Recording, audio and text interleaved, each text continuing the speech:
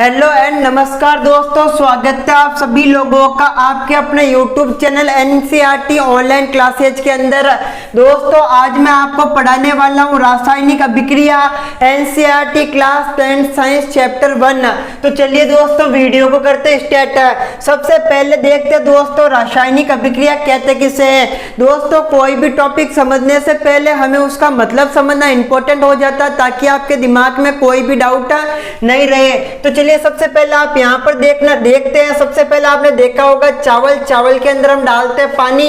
अगर हम इनको गर्म करते हैं तो यहाँ पर उत्पाद है वो क्या बनेगा, भाप। यानी कि जब हम किसी भी प्रकार के देखिए रासायनिक अभिक्रिया का मतलब ये हुआ जब हम दो तत्वों को मिलाते हैं और उनसे एक नया प्रकार का एक तत्व का निर्माण होता है उसे रासायनिक अभिक्रिया कहते हैं। जैसे यहाँ पर देख सकते हो चावल एक प्रकार का अभिकारक हो गया, फिर यहाँ पर क्या गर्म किया, चावल को भाप ने दूध बनाया, तो ऐसे करके यहाँ पर हो गई रासायनिक अभिक्रिया। इसका एक और उदाहरण ले लेते हैं। दूध का दही में जमना एक प्रकार का रासायनिक अभिक्रिया है, वह एक प्राकृतिक रूप से होता है। अब दूसरी अवस्था आ जाती है भौतिक अवस्था।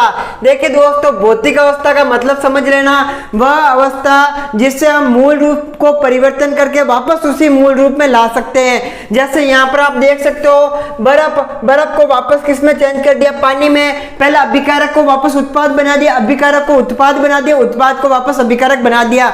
अब इन दोनों में डिफरेंस समझ लेना।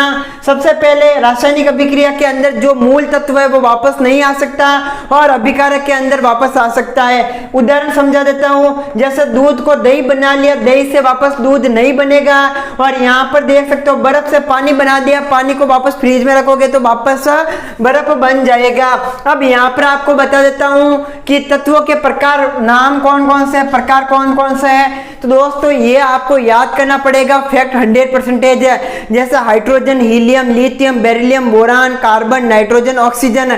कैसे याद करना पड़ेगा, सबसे पहले एक नंबर पे कौन है, एक नंबर पे हाइड्रोजन, हाइड्रोजन का सिंबल क्या है H।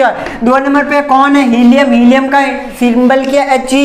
तीन नंबर पे कौन है लिथियम, लिथियम का हीलियम क्या है He। तो ऐसे करके आपको फिक्स दिमाग से याद करना पड़ेगा, इसके अंदर हम कुछ भी नहीं कर सकते। अब बात कर लेते हैं रासायनिक अभिक्रियाओं के प्रकार। देखिए दोस्तों कोई भी अभिक्रिया हो या फिर कुछ और हो तो उसको मुख्य रूप से हम प्रकार के द्वारा डिवाइडेशन करते हैं ताकि आपको आसानी से समझ में आ जाए। यहाँ पर आप देख सकते हो सबसे पहली अभिक्रिया है संयोजन अभिक्रिया।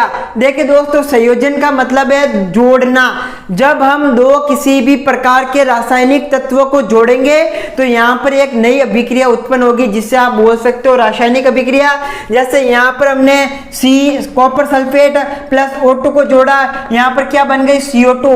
यानी कि यहाँ पर CO2 कब होती है, यहाँ पर हम कोयले के दहन के द्वारा जो रासायनिक अभिक्रिया करते हैं वो यहाँ पर एक प्रकार की रासायनिक अभिक्रिया हुई है। अब यहाँ पर सेकंड नंबर की बात की जाए तो दोस्तों कौन सी है, सेकंड नंबर की बात की जाए तो दोस्तों यहाँ पर आपकी वियोजन अभिक्रिया। वियोजन का मतलब होता है किसी भी चीज को तोड़ना। जैसे एकल समीकरण का टूटकर छोटे छोटे यौगिकों में परिवर्तन होना कहलाता है वियोजन समीकरण। आ रही है मैं क्या पढ़ा रहा हूँ वो समझ में। अब यहाँ से थोड़ा बहुत आगे पढ़ रहे हैं, जैसे COCO3 यानी बुझा हुआ चूना।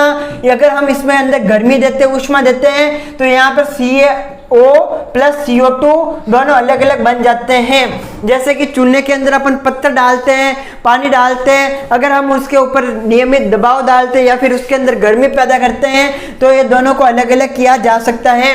अगली अभिक्रिया है विस्थापन अभिक्रिया।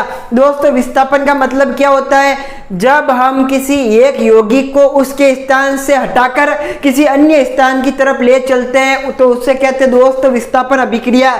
यहाँ पर विस्थापन किसका हुआ, Fe यानी sulphate plus CuSO plus FeSO। तो दोस्तों यहाँ पर आपकी ये हुई है।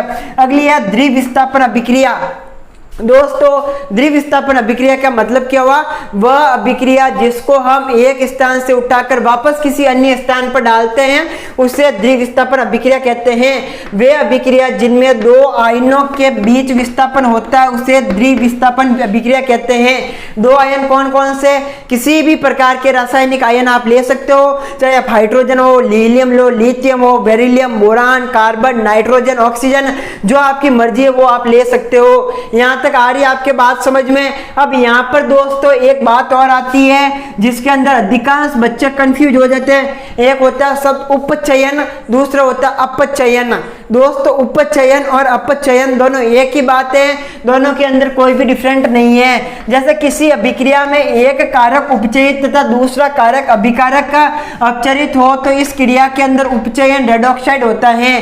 देखिए मैं आपको उपचयन, अपचयन और जो आपका एग्जाम्पल है डायग्राम द्वारा वो मैं आपको यहाँ पर समझा रहा हूँ, तो थोड़ा सा धैर्य बनाए रखे। तो दोस्तों यहाँ पर मैंने एक तत्व ले लिया, तत्व का नाम क्या, CuO प्लस इसके अंदर मैंने क्या जोड़ा, इसके अंदर मैंने जोड़ा H2O। H2O का मतलब क्या हो, हाइड्रोजन के 2 अणु और ऑक्सीजन का 1 अणु यहाँ पर मैंने जोड़ा। तो आप यहाँ पर देखोगे यहाँ पर कौन सी प्रक्रिया हो रही है, तो दोस्तों यहाँ पर हो रही है अपचयन की प्रक्रिया।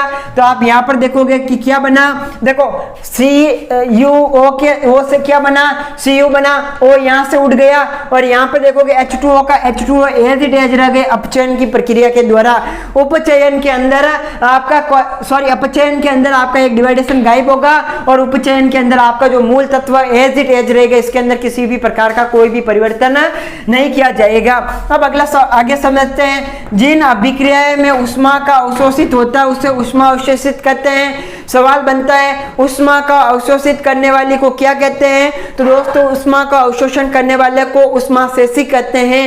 देखिए एक और सवाल बनता है, अवशोषण अभिक्रिया का अविलेय लवण प्राप्त होता है। अविलेय का क्या मतलब हुआ, वह लवण जिसे हम किसी भी अन्य विलेय के अंदर परिवर्तन नहीं कर सकते उसे कहते हैं अविलेय लवण, यानी कि जिसे हम किसी भी तत्व के अंदर किसी भी विलेय के अंदर घोल नहीं सकते उसे क्या बोलते हैं दोस्तों, अविलेय लवण। अब आगे पढ़ेंगे, दो तत्व आपस में मिलकर रासायनिक क्रिया के द्वारा नए तत्व का निर्माण करती है उसे रासायनिक क्रिया कहते हैं। तो दोस्तों चैप्टर का नाम ही यही है, आपके चैप्टर का क्या नाम है, रासायनिक अभिक्रिया।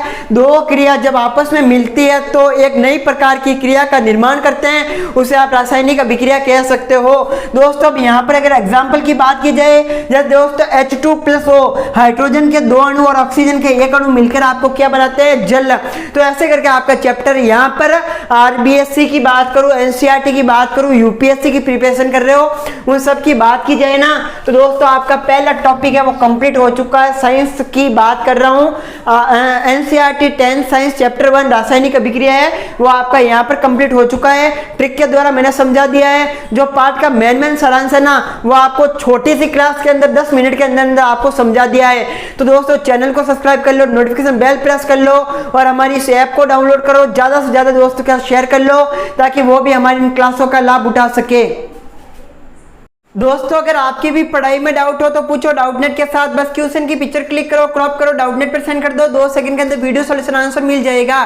फिर चाहे क्वेश्चन आपका physics, chemistry, biology, mathematics, CBSE board, UP Bihar, Maharashtra, MP, अन्य किसी भी बोर्ड का हो या फिर class 6 to 12 ITI JEE mains and advance तक के क्वेश्चन का हो, यहाँ पर आपको मिल रहा क्लास 6 to 12 के द्वारा डाउट का समाधान, ITI JEE mains and advance तक के डाउट का समाधान हिंदी और इंग्लिश दोनों मीडियम के अंदर। तो आज ही डाउनलोड करें डाउटनेट ऐप। अधिक जानकारी के लिए लिंक इन डिस्क्रिप्शन।